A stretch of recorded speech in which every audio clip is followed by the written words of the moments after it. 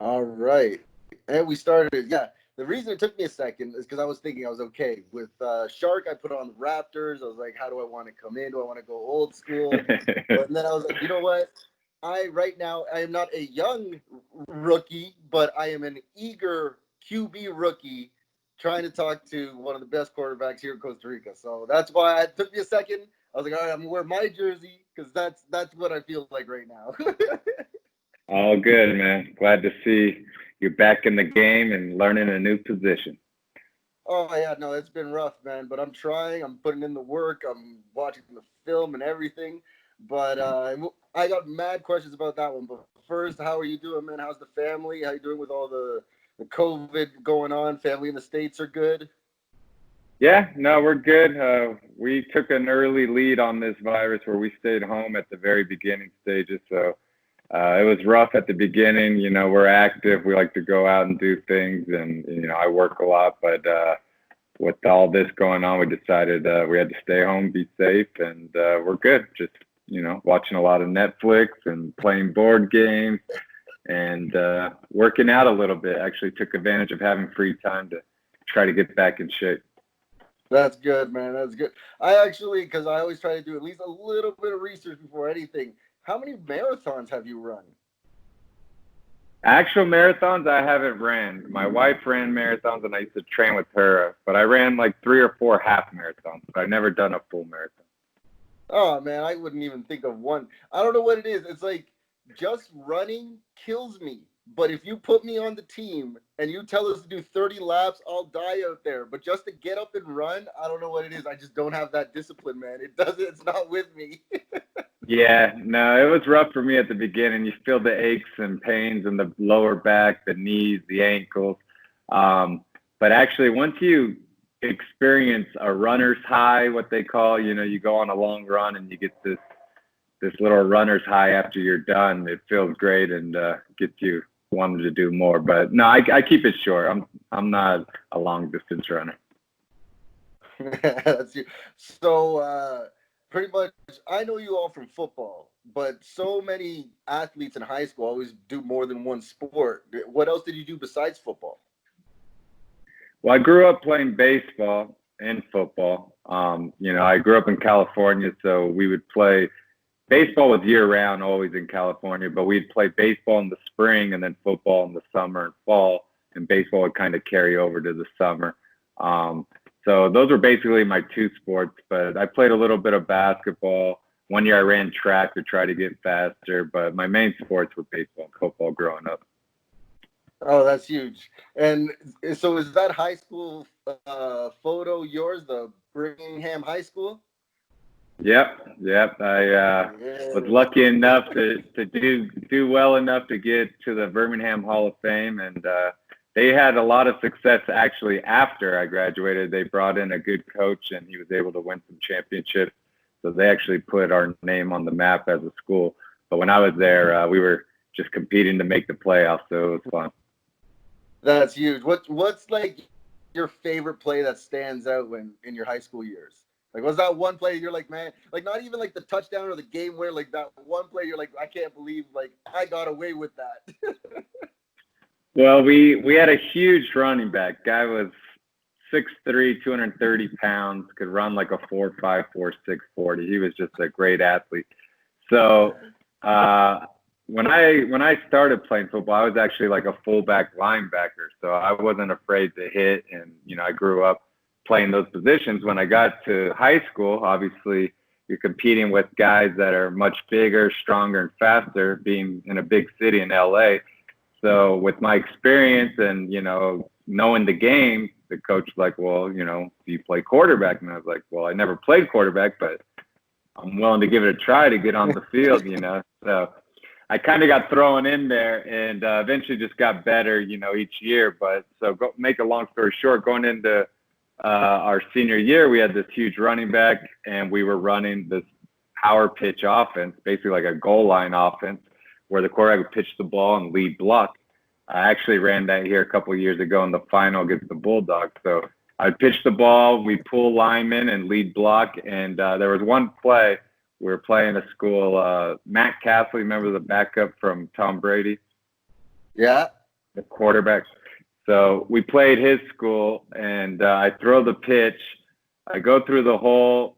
A linebacker comes up.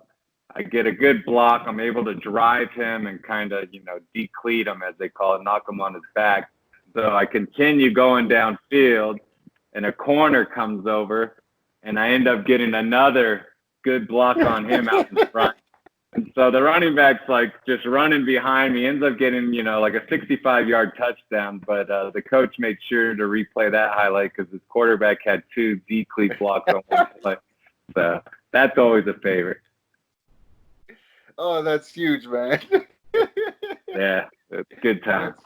So since you were thrown into quarterback, who did you grow up watching? Who did you try to emulate, like when you were just starting off? Because you find yourself as a player later on, but you always try to you start as someone and then learn who you are later. Oh yeah, John Elway. For me, it was John Elway. The comeback kid. Oh yeah, that guy. He was a fighter. He was a great athlete. Obviously, I didn't have the physical talent he had. I mean, that guy can throw a ball harder or as hard as anyone. But he was also a great runner. But John Elway, I mean, he was always a winner. Wasn't perfect, he lost some big games. He had some interceptions, but he also had those comebacks and always fought to the end. And towards the end of my high school is when he won those 2 Super Bowls. So that was great to watch him. My dad is a huge Bronco fan, so I watched Elway all through the 90s. My mom was Montana to Rice. So that's what got me onto the Niners right away. So I've never left them since I had to choose one. I went with my mom's team because they were winning at the time. But the thing is, a real fan, you stick with them. You go through the bad, you go through the good. Oh yeah, I know that feeling. I grew up a Giants fan. And being from California, look at his face change. No one could understand it, but no, I watched them. As a kid, the first game I remember is them winning a Super Bowl, and you're like, oh, they're the winners. I'm gonna cheer for that team. And yeah, I went through a lot of tough years and been able to cheer a couple Super Bowls. But any chance you get to see your team win a Super Bowl, it's a great feeling because I know a lot of fans that haven't had that experience and. You have to be grateful, regardless of the down years. I'm at least 1-2 right now. I remember '94. I remember beating the Chargers, just smashing. I remember that feeling. But the most recent is the loss to Baltimore and now the Chiefs. Yep, that was a tough one. I almost don't want to play fantasy football still, just because I'm still hurting from that loss. I'm still hurting. Definitely. Well, you guys should be back. You guys got a good squad. Yeah, we'll see what's up. So you were actually, did you start the league, or were you just one of the first teams to also come into the league? No, so the history coming here was, back in 2000 was when I got to the country. Back in 2000, a man came here. His name was Tom Kelly, and his goal was to start football in countries that didn't have it so it can eventually become an Olympic sport. So he was making his rounds in Central America. And obviously Panama was already established because they had Marines and they had football since the 80s. So Panama already had a league, was already playing football, doing their thing. So he came here to Nicaragua. I'm not sure if he went to Honduras or Salvador, but he was trying to build it up. So he came here, and I actually met him at a embassy 4th of July party or something like that. And he asked, do you know anyone that plays football here? Or do you play football? And I said, well, I just finished, playing the States. I moved here. I'm totally interested in helping you get it going. So he was dealing with the UCR physical education program, trying to find athletes that were in college here that studied, PE. So I actually knew a couple guys that were always playing in Savannah, on Sundays. They had played for many years.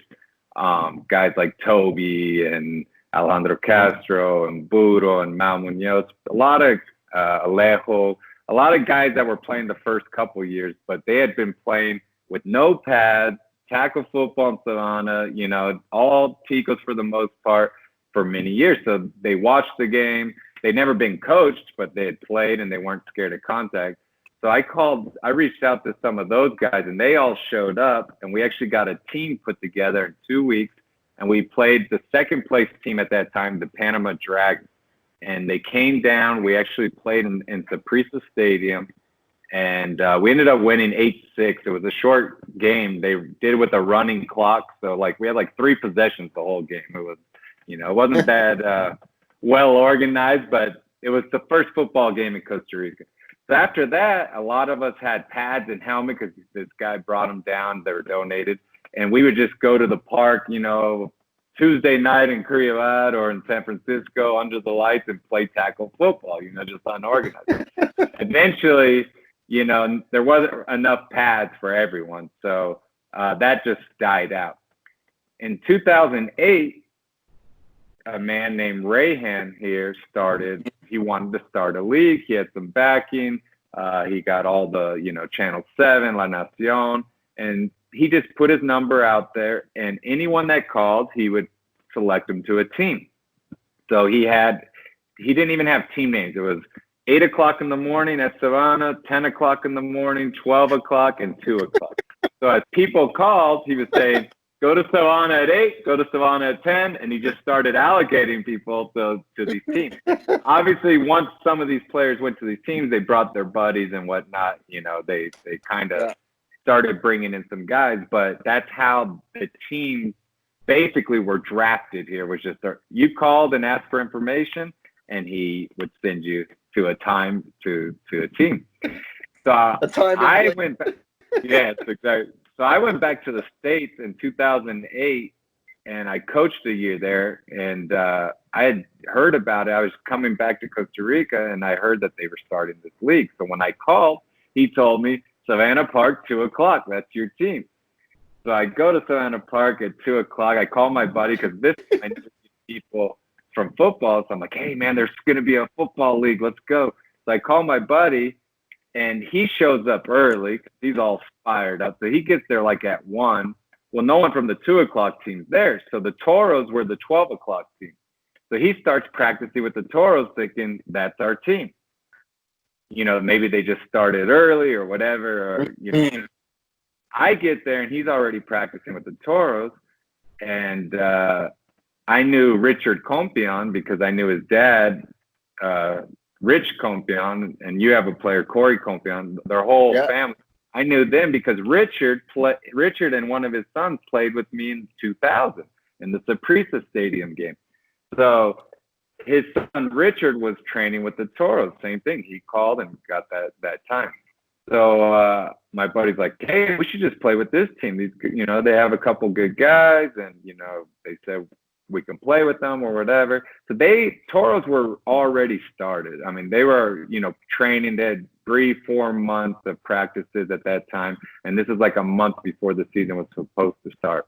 So that day they had a meeting with Ray, and actually Dale was there to explain to them like how the equipment works and everything, because this was still no equipment was given yet. And I showed up and I said, hey, you know, you told me to go to the 2 o'clock team, but I know a couple guys here. Can I play with this team? So it was absolutely random that I arrived to the Toros, and from there was no turning back. I was stuck. So who's the team that missed you? The Mustang. Oh my God, that's like going to the Browns, son. That would have changed everything.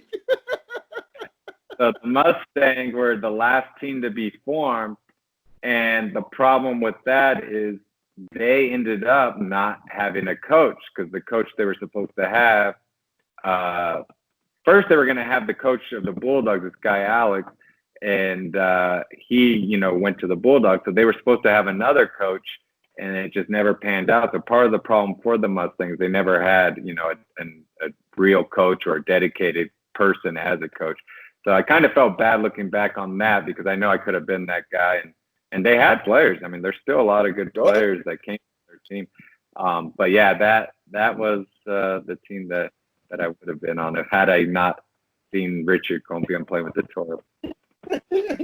That's what would have changed everything. Oh, the league would have been different. At least names, the names of the Yeah, team, that's, but that's true. yeah, True. So, good run. sorry, what? Good That's good, right? So, so for which championship was your favorite one? Like, what year of that run was your favorite? Where you were like, you know what? At the beginning, you saw the team, you're like, yo, this is gonna be something special now. It's funny because I've never felt like we've had the most dominant team or the best team on paper. I always felt like we've gotten the best and the most out of our players.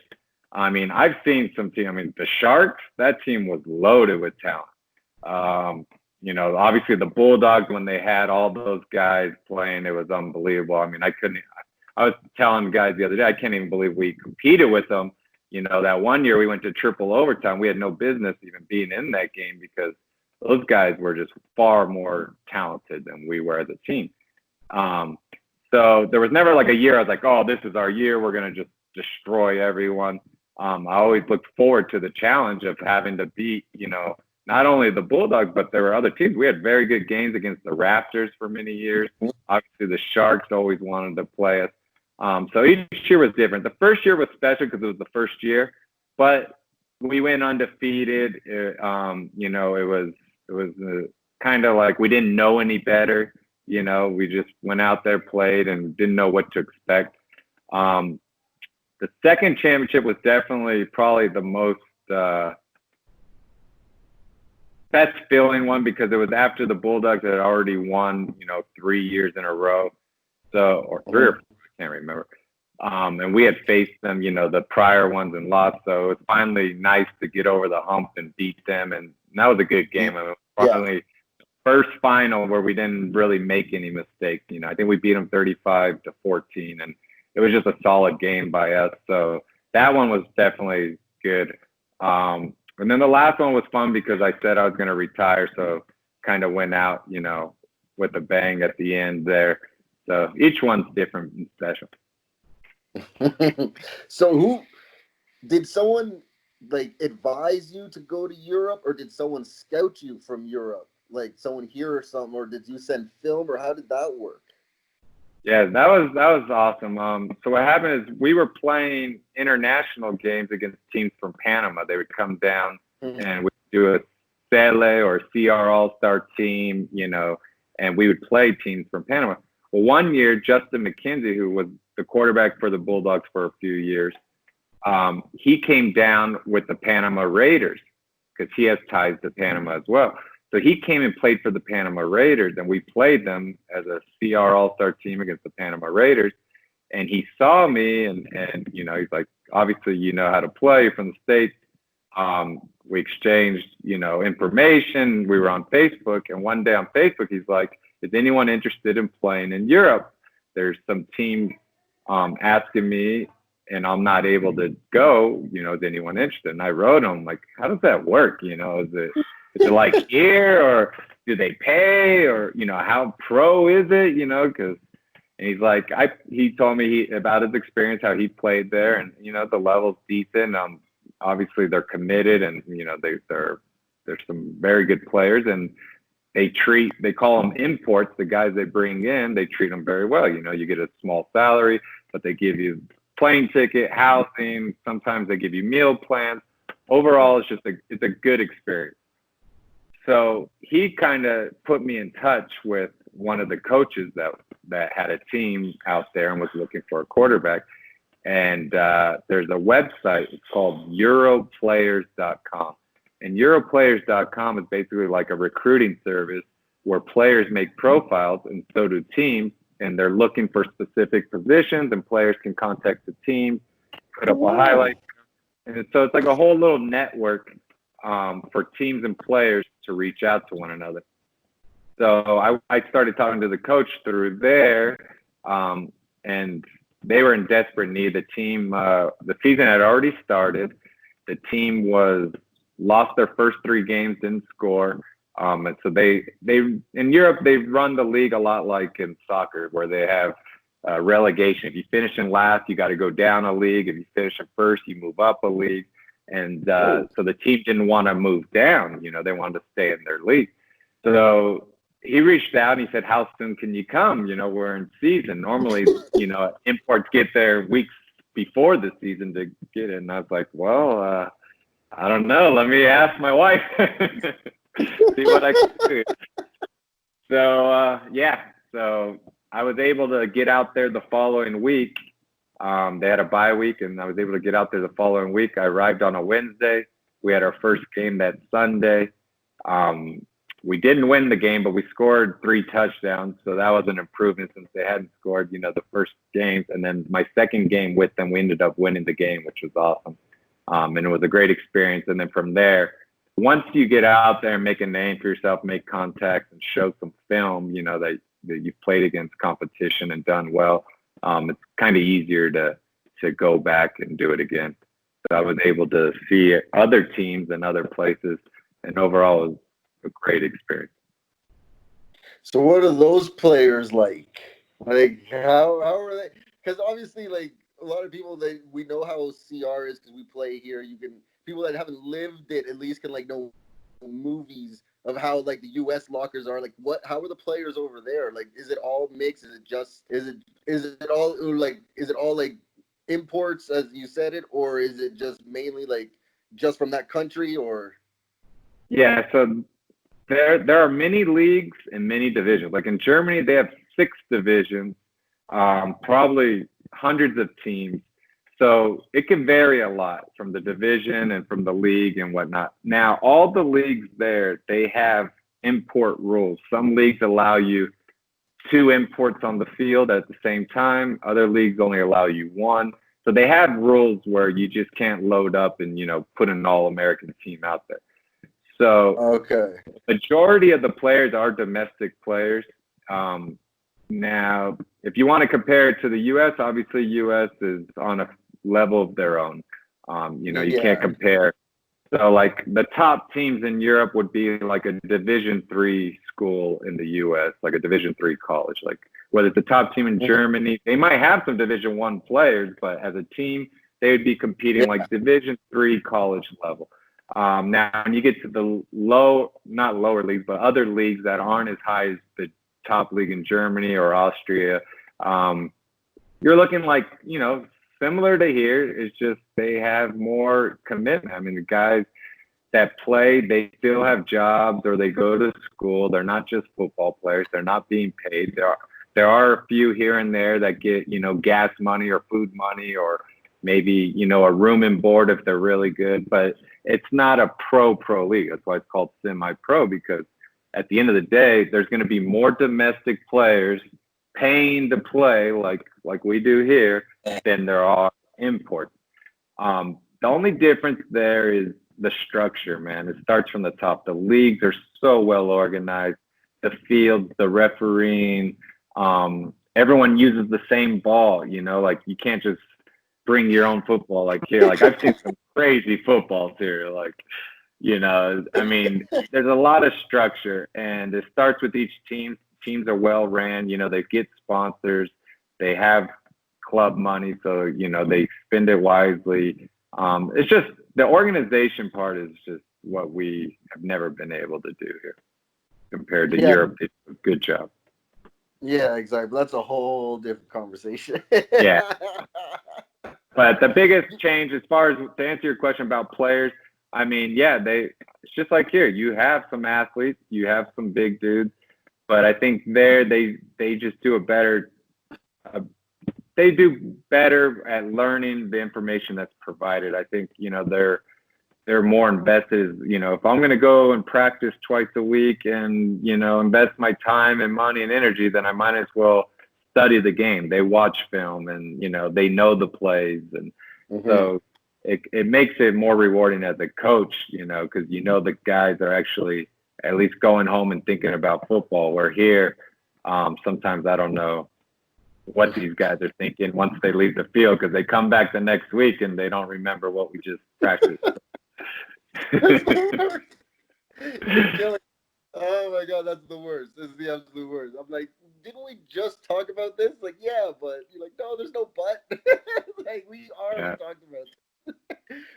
coached over there, right? Yeah. So almost every year I was a player coach. I mean, that's the imports. Obviously, they want to bring in a good player. A guy like me, they could have found, a guy fresh out of college, 24-year-old, great quarterback. But with me, it was kind of like a 2-for-1 deal where they knew they were getting a coach and a guy that could still play.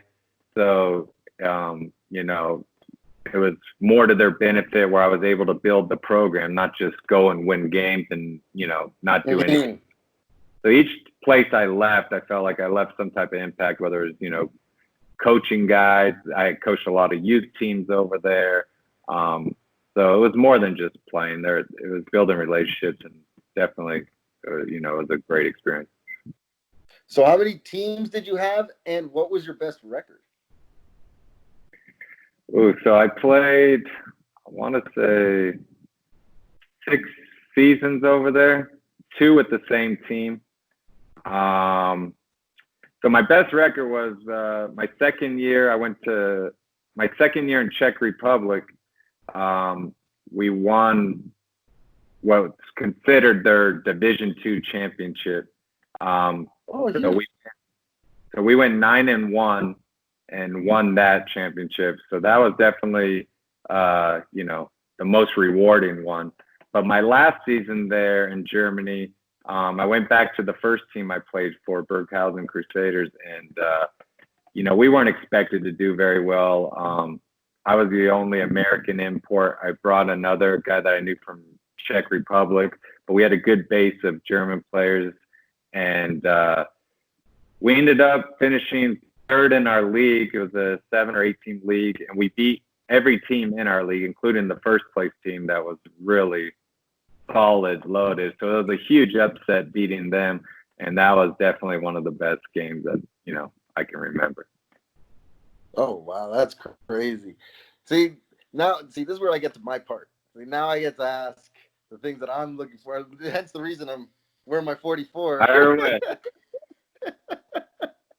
So, what's your first advice when you give to like a rookie QB, like when you're training your guys, or even like anyone when you're seeing the QB, like what's the first thing that you really give them as advice, like what to work on, what to look for, things like that? Well, to be honest, the first part about being a QB is the mental part. So the first thing I look for, or I give advice to a guy that wants to be a QB, is you have to be a leader. You have to have confidence. You have to step up. You have to speak out. You control the huddle. You should be the only one talking in the huddle. If you don't have that personality, you got to learn to be uncomfortable with that. And, players are going to look up to you. So first advice is, you have to be a leader. Being a leader doesn't mean screaming or yelling or putting a guy down. It's talking to your guys with confidence. I mean, even just the cadence. If you're going to go out and say, ready, set, hut, you got to say it loud and clear and with authority. You can't be, hiding behind the center, ready, set, hut. So as you get a lot of rookie quarterbacks, that happens. So that's definitely the first thing. Mental part, you got to know the role. I mean, a lot of people watch football and they want to be a quarterback. A lot of people can go out to the street and throw a football. A lot of people can throw a football. A lot of people can, but a lot of people can throw a football and they say, I'm a quarterback. I said, there's so much more to being a quarterback than throwing a football. So I'd rather have a guy that, can lead, that knows what's going on, knows the game, and maybe doesn't even know how to throw the ball, but he can be a quarterback because there's so many other things more important than just throwing a spiral.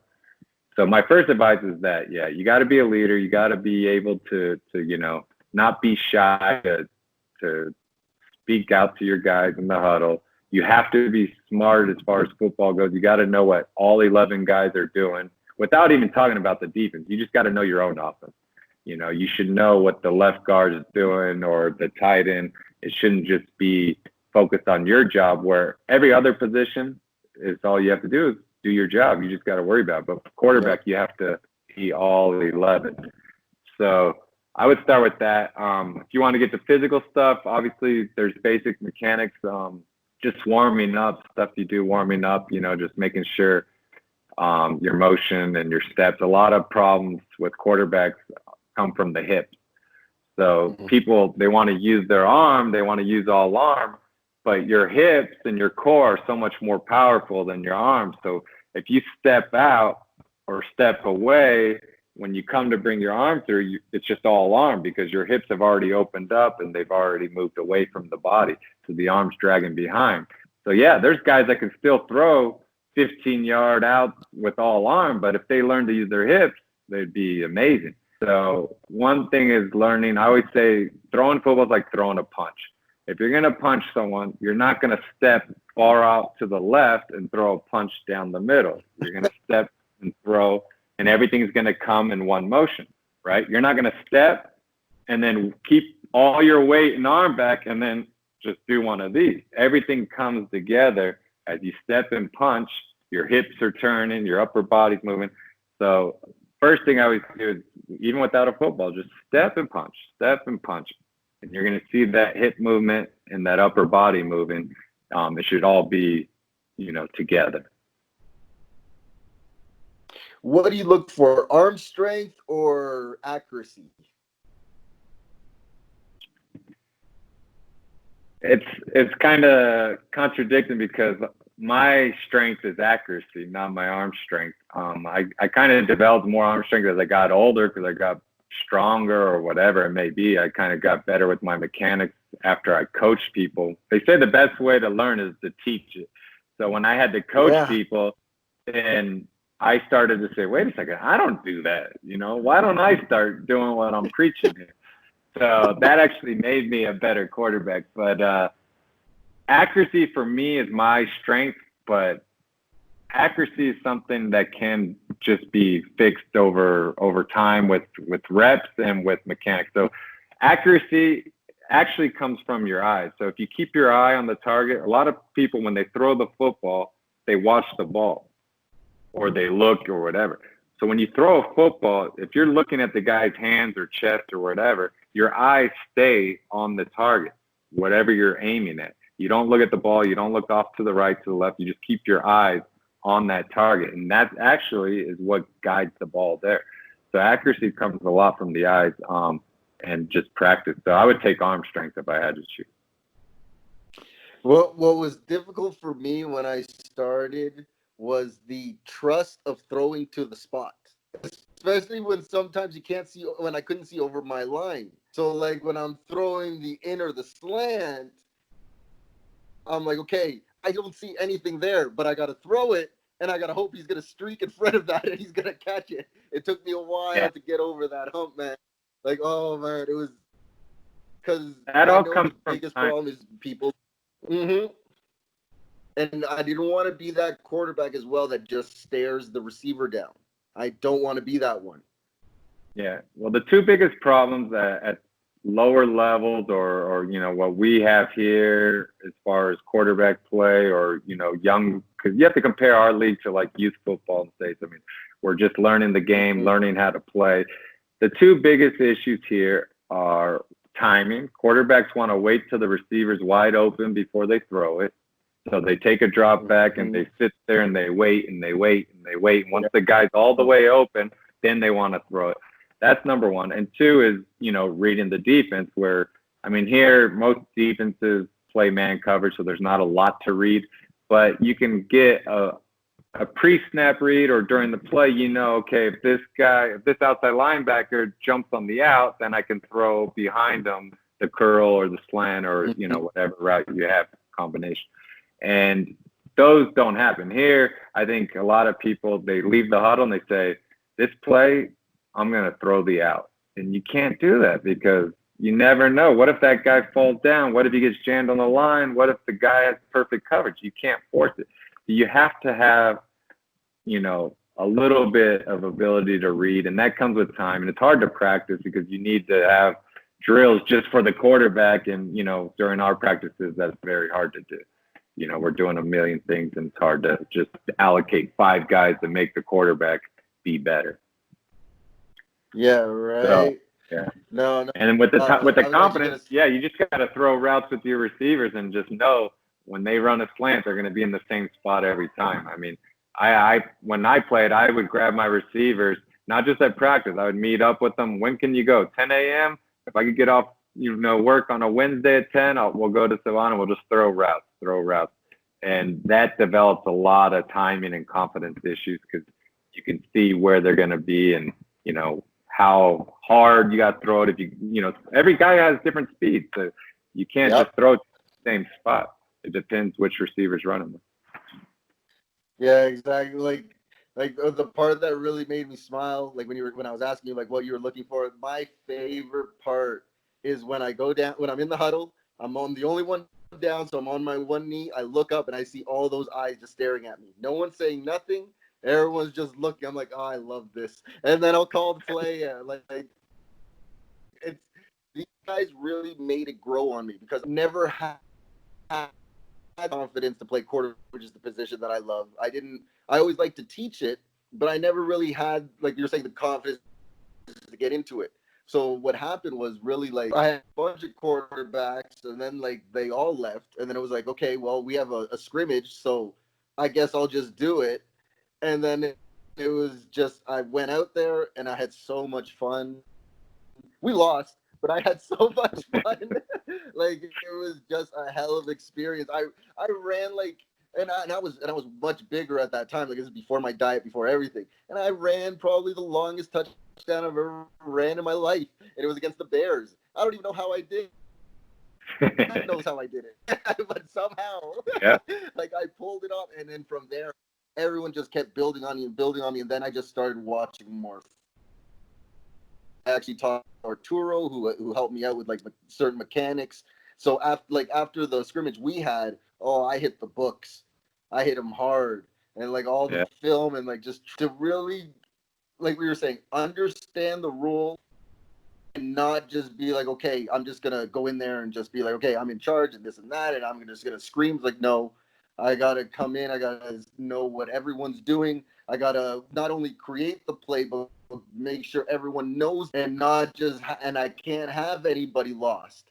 So I gotta get on that guy, and I gotta make him study, and it's almost like, how can I say it? It was almost like coaching to the next level for me, right? Because I came in as an assistant coach, and then I've been, right, exactly. Like I just came in, I was just like slowly learning and doing my thing and everything like that. But just like it was that next step, I was just like, man, I'm loving it right now, though. I'm like completely loving it. No, for sure. It's a great feeling. Because I played. Mm-hmm. Sorry, go. No, it's a great feeling to be that leader and that guy that they look up to, and there's going to be ups and downs, and it's hard, when you feel like you failed or you make a mistake. But like I said, it all comes down to the first thing. You got to have the right character guy, a quarterback, a guy that can say, hey, that's my fault, not the guy that's going to blame everyone else. So that's why you see a lot of coaches were ex-quarterbacks, or not only because they knew the game, but they were willing to be that leader and go with the highs and the lows that come with the position. Yeah, no, I'm loving it so much. But I have another huge question that I wanted to ask you when I was actually when I was checking out your face. Who's the swimmer of your kids? The swimmer. The swimmer. Yeah, my Who's son. The swimmer? My son, he competed in triathlon, which is swimming, biking, and running. It's a sport that's growing a lot here. It's great for kids because if you think about it, kids, even when we were kids growing up, the most natural things you can do would be outside running or riding your bike, or if you had access to a pool in the summer, you were swimming. So they're very natural exercises that help develop kids, in many ways. So he had a friend that was doing triathlon over here in Belen, and he started training with them and liked it. And it's a tough sport, and it's definitely, the training's tough. They go 5-6 days a week, 2-3 hour workouts. So yeah, he's a great swimmer from doing that. I swam in high school. That's why I saw him like, oh, there's a swimmer. I'm like, oh, I gotta see, because like it was funny. I didn't do it long. I was okay at it. Like it wasn't the best. I won a couple. That was it. But I just remember like it was always just it was always a horse race. I was this. You know what I mean? It was just I don't care where these guys are. I don't worry about where they're going or how fast they're swimming. I need to get there and back as fast as I can, and that's all I need to focus on. So I was just like, man, I hope he's still swimming or anything. So give him that little advice. Just be like, I know he probably have great coaches and everything, but it's always good to have in like his mind. Okay, when in the for me, like it always worked. When in the pool, never worry about anyone else. Just Yeah. go and get there, get back as fast as you can, and then you look up like, hey, and then you see what's up. No, and if you think about it, that fits with everything in life, right? There's a lot of people that want to look outside their blinders. You know, hey, how come this guy got a raise at work, or how come this guy missed a tackle, or whatever it may be. If people would just be Belichick's and do their job, I think we'd all be better, in many different areas. But we tend to worry about what other people are doing or thinking, and just stay within those blinders. No different than being in the pool, man. So right now, 3 of 4 are athletes. Is your daughter an athlete too? Yeah, so she did gymnastics, and now she's doing dance. But she's very athletic. She plays on the school soccer team as well. She's competitive. She got that from me. So, whatever she does, she's gonna go all out. That's for sure. Oh, that's huge, man. Now, I actually asked Shark this too. So I guess I'm giving you time because you got 2 kids. With him, it was a lot easier. What is the memory that just makes you smile about each child? Like not like the proudest moment, but just one of those little moments that just makes you smile whenever you think about it. When it was just you guys. Well, the first one that comes off my head, just because it's fresh, because we just talked about a few minutes ago, is that game in Germany where we played the first place team. They were there. My daughter was actually cheerleading with the cheerleaders, and my son volunteered to do the chains because they needed a guy for the chains of the downriver. So he was on the other team's sideline, and the team, he could hear them just frustrated and talking trash. And that team, they were the first place team. They had like 6 American players. Even though you could only have 2 on the field, you could have more on the team because there's offense, defense, you rotate, whatever. So the guys were just going off on the sideline and so frustrated that we were beating them because they were obviously a much better team, but we were better that day. And one of the guys looked at my son, he's like, "That's your dad, huh? That quarterback's your dad." And he's like, "Yeah." And so he was in a tough position. But as soon as the game ended, before I can even celebrate with my teammates, they come flying full sprint at me, jump on me, and they knew how hard we worked and how hard we trained for that week and that game, and that moment was special. I mean, I ended up crying just out of happiness because there was so much effort, and when you're over there and you're paid to coach and play, you feel more responsible, obviously. So, Yeah. I spent hours and hours watching film, hours in the gym, hours with the guys, and it was all for that moment. When you win that big game and then your kids are there to see the hard work come to fruition, is just like perfect, learning moment for them. That's huge, man. No, because I always think about like there's a couple moments with Gabriel because the thing is he really loves to.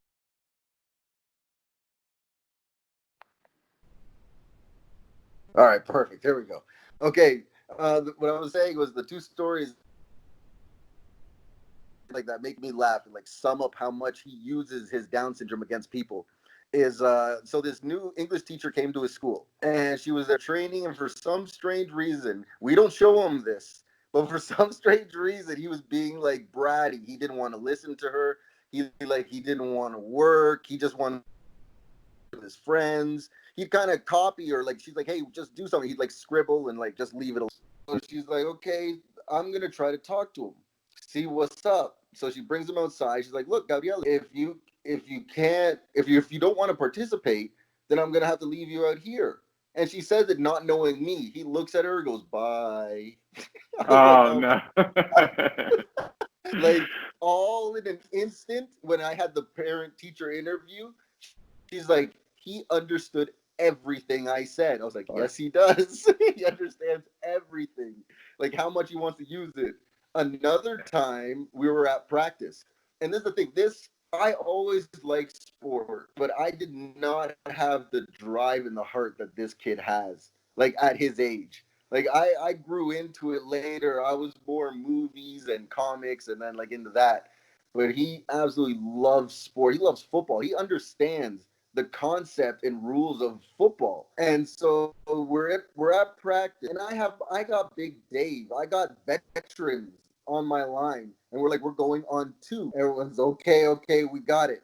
On one, everyone jumps. When I look over, only Gabriel's still lined up. I was like, really, really, guys? Oh, wow. He's That's the one great. that stays. He's the one that stays on side. I was like, oh come on, guys, like for reals. Yeah, that's awesome.